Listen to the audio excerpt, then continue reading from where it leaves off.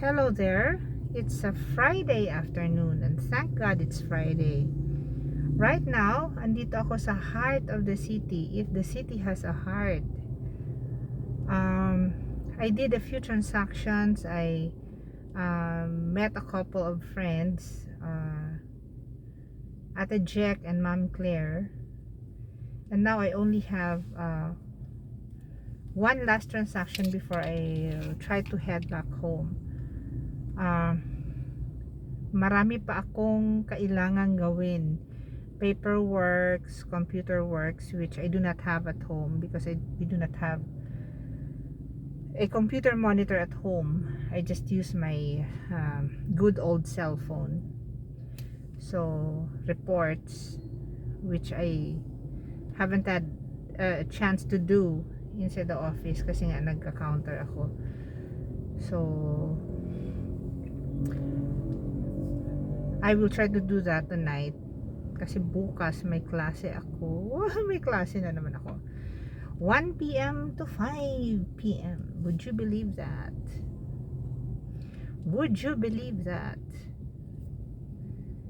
Tapos from 6 p.m. to 8 p.m. magki-clinic pa ako. See? Grabe. So that's how I run my life this school year, first semester of this school year. Okay. So, sige.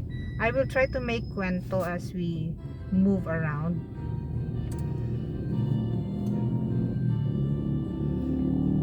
Okay. Marami kasi ako ikakwento about the things that I have talked about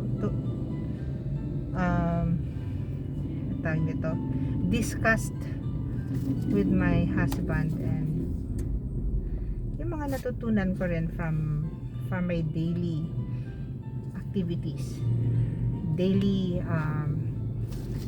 consultation sa clinic, saka etc etc etc. Okay, so we're moving out. Dadaan tayo sa, I'll try to move slowly para makapagkwento ako. Ay. Oops. Okay.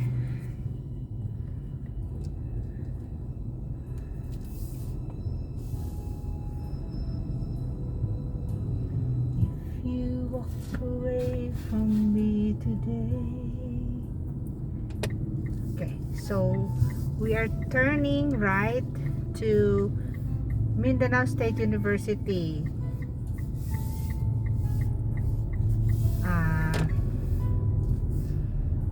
Okay, try to look at the campus, the building on the right na under construction pa. That's the medical school. That's the Mindanao State University College of Medicine. Yun. So in this campus is also found the College of Law. So this is where I have myself grilled by lawyers every single weeknight. Kaya dito ako nagkakaroon ng palpitations every night. Sa gaba na lang igamisin ni magdaog ba? Higan nila ang 50 anyos ay abaw.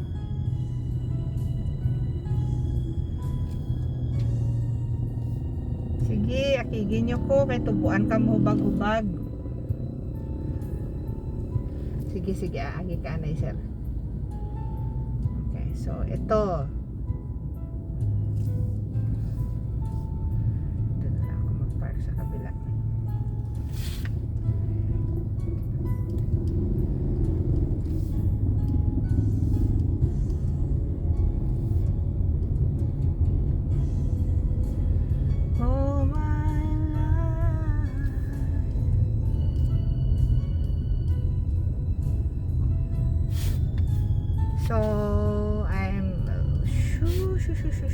shush. Oo.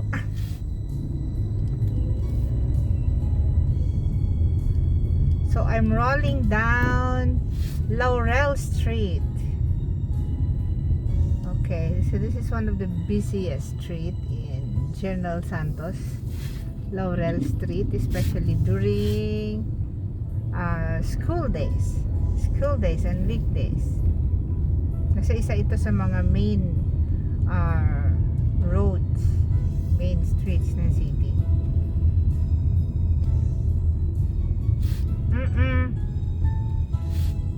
Shut up. Okay. So I will look for naunsa man ni si Sir. Oy, nagsadyaw man ka. Okay. So I will try to look for a place na makapagkwento sa inyo while waiting for a call from that last transaction that I will be having. Okay. So here. Ginasamukan, hindi ako kung ginasunod-sunod ako Gusto ko yan mag-drive, inang wala sa may nagasigi kasunod-sunod sa akon. Ano kaya sila may kasunod-sunod Okay. So diri ako maknyo ha. I will make kwento about. So I have 15 minutes more to wait. Okay. Kasi recently I have talked to several elderly patients, septuagenarian, octogenarian, meaning mga nasa 70s and 80s na.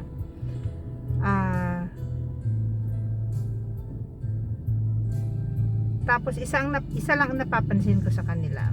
Most of them are depressed. Not the depressed type, pero yung alam mo yon, yung they are longing for something that this modern world cannot provide. Okay? So kung tayo natutuwa tayo may mga gadgets, may mga entertainment, may mga Netflix and mga things like that, they are not fond of that.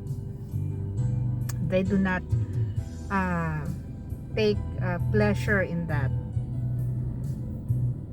So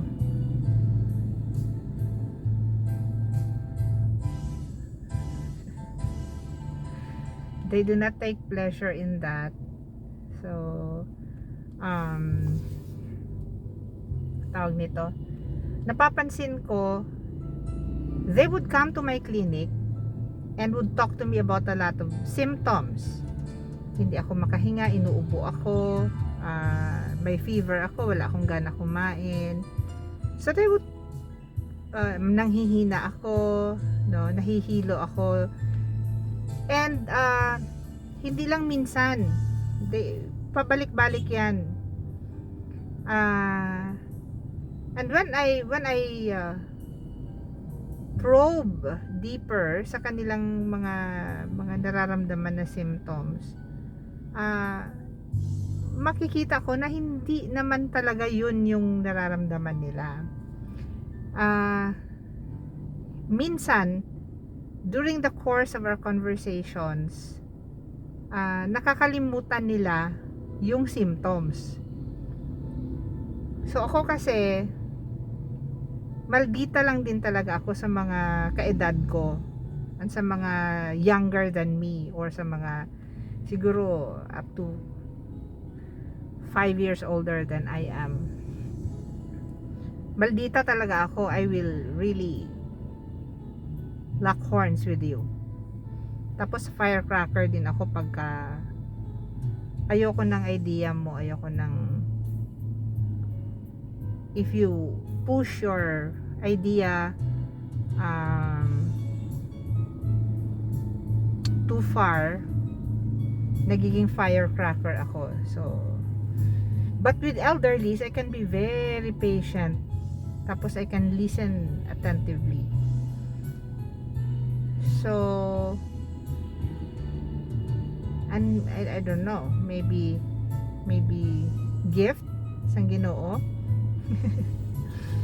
na I can talk to them like I'm talking to somebody my age, na na pipiga ko from them yung mga information, mga details na gusto kong kunin, na alam ko rin na gusto rin nilang pag-usapan. So just like their families, children, mga apo. So I just allow them to talk. Sometimes my secretary would say, isa naman to ka oras, Doc. Sabi ko, sige lang, just allow them to spill it out kung ano yung mga nararamdaman nila. So most of my patients have children who are not beside them. It's either nasa labas or nasa dito lang sa Pilipinas, pero hindi kami iisang lugar. So and they are left with their apo, pinapabantayan sa kanilang apo, who of course never listens to them, kasi may mga magulang naman itong mga apong ito. So ang nangyayari, they would listen to their parents who are not beside them. And ang feeling ng mga grandparents, nababaliwala sila. So they are made to feel insignificant. Okay. Yung family dynamics parang wala na. And meron naman na may mga apo nga sa tabi, pero hindi naman nagse-spend time with their grandparents. So ang complaint ng isang grandparent na marami nga akong apo, pero wala naman akong makausap kasi bawat isa may hawak na cellphone. Yun na yung kausap nila, or palaging lumalabas, so wala rin akong makausap. Okay, so yun yung complaint ng mga elderly. So what they do is they go to my clinic and then they just stay there. So minsan nga minsan sinasabihan ko pa na, ano pa ang problema? Pwede ka na umuwi, lola or lolo. Ay hindi, doc, dito na muna ako. So they want to stay there kasi alam nila may makikinig sa kanila, alam nila may kakausap sa kanila, or merong isang taong interested sa mga nangyayari sa buhay nila. So I just saw this pattern. Kasi I also have a maternal grandmother noon who was 91 when she died. I had the privilege of living with them for ilang buwan na wala akong trabaho. So I just got I just had my first child, so standby ako sa bahay, wala akong trabaho. So every day dinadala ko ang baby sa tabi ni lola, and then we would talk kasi nga wala akong trabaho eh. So I would spend the whole morning listening to her stories. Paulit-ulit yan. Tiyempo hapon, paano kami nakasurvive, paano kami nakita ni lolo mo, paano ko pinanganak si mami mo, paano ko, so things like that. Paano ko pinagkakasya ang kinikita ni lolo mo, paano nakatapos ng college sila ni mami mo. So she would repeat that over and over again, and I would gladly listen, and time and again I would ask questions. And especially pag nagkasakit ang baby, si Faith noon, natutuwa siya pag tinatanong ko siya, and then she would laugh kasi sabi niya, doktor ka, tapos ako ang tatanungin mo. So when every time Faith would have fever, so pupunta ako sa kanya, tapos tatanungin ko ano maganda or ano kaya ito. So she would say, lagnat laki, no? So ibig sabihin, so it's part of growing up, no, that fever. And I would amazingly I would feel assured na everything's gonna be okay. So yun, feeling ko natutuwa si Lola dahil may nakikinig sa kanya. And I also learned a lot of things from her. Yung survival, yung mga hacks in life, yung paano pagkakasyahin ang pagkaliit-liit, how to stretch that out. So kaya nga sabi ko, maybe the way I handle my family right now, malaki yung bearing ng mga times ko with Lola. And now si Mami na naman ang kausap ko. So learning things from her. Although si Mami naman, first hand ko na nakikita yung how she handles money sa sulod sa household, how she treats people, and how she values ang iyang job, ang iyang career. So I learned that from my mother firsthand. So but now that she's growing old, ang mga anak ko naman, yon, the same complaint ng mga ibang mga elderly sa nakausap ko na they are there but they are not there. Hindi sila nakikinig. They do not have time to listen to my ideas, to what I have to say, kasi bawat isa sa kanila may hawak na cellphone, may mga modules, etc., may mga racket na, no? So iba na talaga. So yesterday I met a lolo na 84 years old, sinamahan ng kanyang apo, nagpa-check up sa akin. He was very weak when he came in, pero when I tried to probe deeper and tried parang pried him open, na pinarecall ko sa kanya how he met his wife, how kasi matanda na siya talaga eh. Sino yung mga kasama niya, mga kabarkada niya dito sa Jensen before. I presume he was one of the pioneers kasi matagal, diba, mga ganyang age. So grabe, mukhang feeling ko bumalik yung kanyang energy sa pagkwento.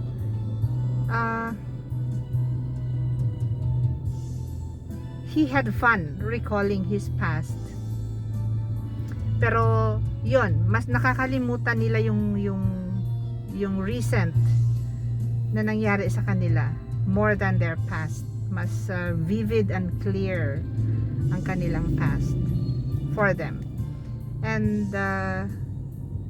feeling ko yun yung happy pill nila when they are allowed to talk about their past. I also heard that from one of my best friend's mom who was here in Jensen when she was still alive. So Mama Minda, as what I called her, and I would talk, no, every time mag-meet kami, and I just allowed her to talk. Sige, istorya lang. Minsan inaabot kami 2-4 na oras. She just talks, no, and about everything, her children, her grandchildren, her marriage, her career, her own younger years. Some of them are funny, some of them, pero you know what, para sa akin, naghuhugot din ako ng courage from that. Na every time I go through something difficult, bumabalik itong mga kwento na ito sa akin, and I would say, kung nalusutan ni Mama Minda, malulusutan ko rin yan, no? So I think yun yung nakakapagpa-dagdag ng courage sa akin, no? Yung listening to the stories of older people. And I know a lot of old people who make kwento to me like that. 60s, I have my favorites here in Jensan. You know who you are. I have Auntie Lily, I have Auntie Lenny. So we call it chismis. We call it like ano ba? Chika, no? But actually it's retelling their stories to me. And kung hindi nyo pa alam, no, mga aunties, your stories really helped me carry on with life, especially sa ngayon. So natutunan ko lang na ito this is my realization as an apo, as the younger one, Char. Kung may time kayo na meron naman talaga, please spend time with your grandparents. Listen to what they have to say. Makinig lang sa kanila. Boring man o hindi. Alam mo, hindi sila boring. You just know how to ask the right questions. And they will tell you exactly, no, kung ano yung nangyari sa kanila, ano yung gusto nyo malaman. No? So, it would help the both of you. Sila, para may release sila, para ma-liberate sila sa kanilang mga feelings of sadness and depression. And ikaw din, no, you will be getting insights from them. No, lessons na hindi mo mababasa sa libro, hindi mo makukuha sa internet. No, first hand 'yun na kwento. No, so sit down, talk with your grandparents, magtanong, no? Minsan nahihiya din kasi sila magsalita without you asking them. Kasi feeling nila baka hindi mo sila maintindihan, baka mamaya tumayo ka, iiwan mo sila. But assure them that you are there to listen, no? Kwento, no? Minsan feeling ko or feeling natin, no, mga bisibisihan na mga career women and men, minsan akala natin waste of time yung makinig sa kanila. But hello, mas waste of time ang magsige scroll sa Facebook. Tapos and you will be seeing the same faces, the same issues, the same taglines, no, na paulit-ulit, no, and then you will just be getting negative vibes, no. But if you listen to your elderlies, no, nako, you'll be learning a lot from them.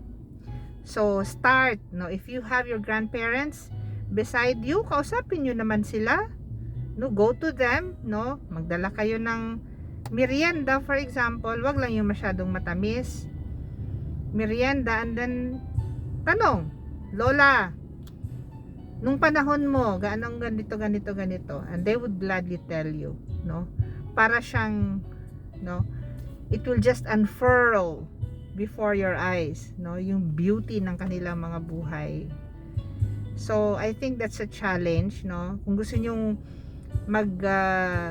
matuwa ang mga lolo ninyo at lola sa kanila, tapos kung gusto nyong malagay kayo sa kanilang mga last will and testaments, because who knows, no, with the things, with how things are going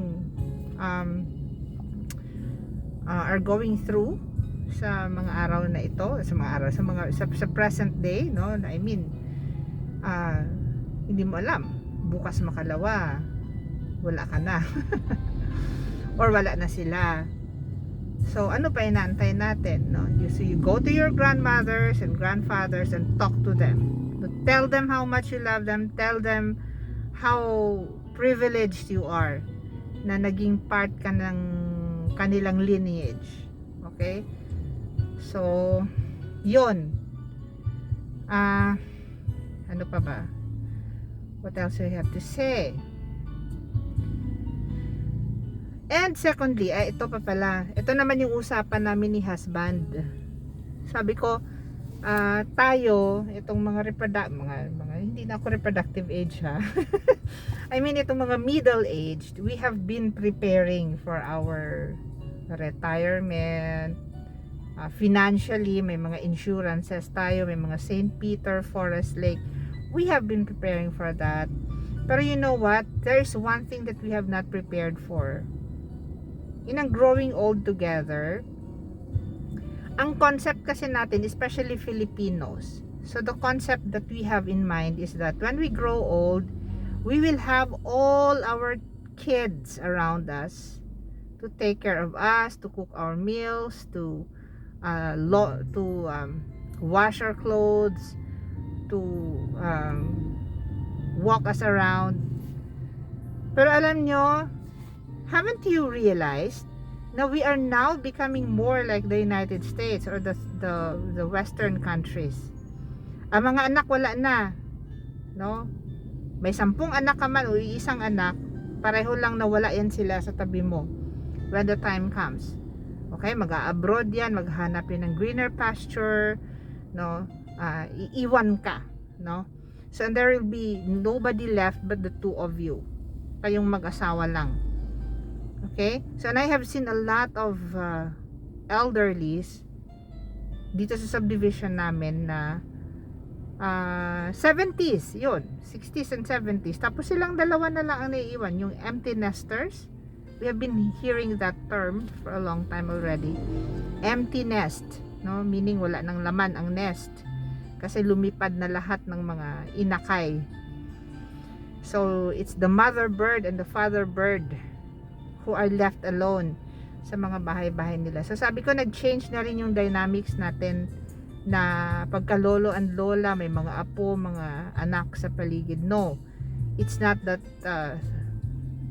kokonti na lang ang merong ganyan. At kung meron man ganyan, hirap din. Kasi nga, walang trabaho. O kaya nga nag-stay dyan din ang anak kasi wala ring, no, wala ring hanap buhay, no? Yun lang. Isang buong pamilya, no? Pero it's difficult also. Or kung meron man, may isang mag-a-abroad tapos lahat na iiwan together with the elderly. Tapos yung mga naiwan, kunyari, ang nagbabantay sa elderly.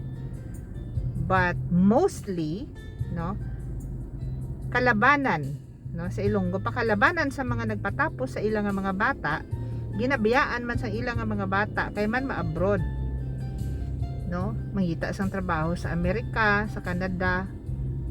Ti ang ending, sila man lang gyapon ang bilin sa balay.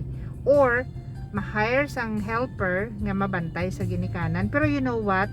Hindi ginaya bala maka feel sang void sa heart sa mga ginikanan. Blessed are the couple, the elderly couple nga may mabilin nga isa ka bata sa ilang nga balay to take care of them, to see if they have something to eat or to check on them every night, no? So blessed are they nga may amo sina nga anak. Hindi na siya amo sina subong. In fact, ang nagakatabo gani nahimo sila nga tambakanan sang apo. Mabata ang mga apo dito sa gwa ibilin diri sa ila, no? So well, that's reality and we have to accept that. Pero yun ang sabi ko sa asawa ko, we have to accept that fact. The fact na we will have to grow old by ourselves, no? Hindi tayo pwede mag sok-sok sa mga anak natin. Okay, much siguro we can jump from one child to another, no, but we cannot stay long magpasagod gidera, because that is no longer the dynamics of the families right now. Tapos ito na ha. Sige. Malapit na. Okay. So pagkatapos nito I will go. I will just share my heart, no, regarding creating something or a place for the elderlies, no, where they can spend the rest of their lives together before the Lord calls them back. Na holistic siya. So kahit iwanan pa sila ng mga anak nila, they would be assured of a holistic approach ng pag-aalaga. So from medical to emotional, of course there will be counselors, structured activities, no, para malingaw sila, and also ang sa akin is transition to heaven. So because there will be there are lots of elderlies who are afraid of facing death, no, because maybe of the uncertainty of what to have when death comes. So I'm looking forward to having a place that's just like that, no, na merong counselors, may magto-talk about what they should expect, no, and what the Bible says about going to the other side, no. Kung sa Ilonggo pa, didto sa tabok sang Hordan magakita ay kita nga tanan. Okay, so that's an age old song that I can never forget, no. So but akala ko old people are ready to face death, but no, nobody is ever ready to face death. Kukonti lang ang na meet ko na ganyan who really desires death, no. And ang condition pa is because of too much depression, no? Because of depression that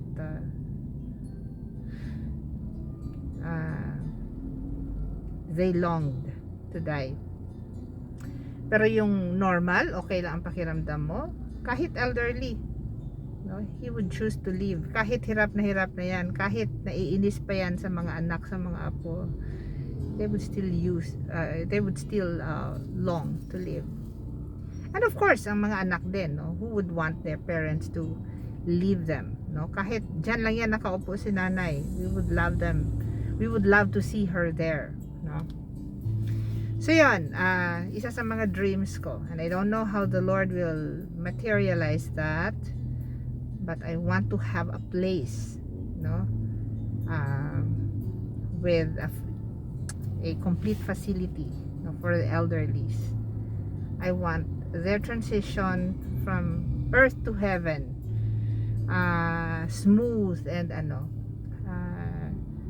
yung preparedness nila is of a different level, on a different level. Yun, maybe that's the learning that I had this week. Nag-ipon-ipon siya. It's a cumulative learning from years past up to now. Kag na-feel ko 10 years from now I will also be considered an elderly. Senior na rin ako 10 years from now, no? So if I will not prepare myself for that, then I will belong to the statistics. So yun. So that's what I have to share to you. Now I'm going to masyado na mahaba ang chika, no? So now I'm going to my last destination. Hindi final destination, ha? Last destination before I head back home. Thank you for listening to my rambling. I call that rambling.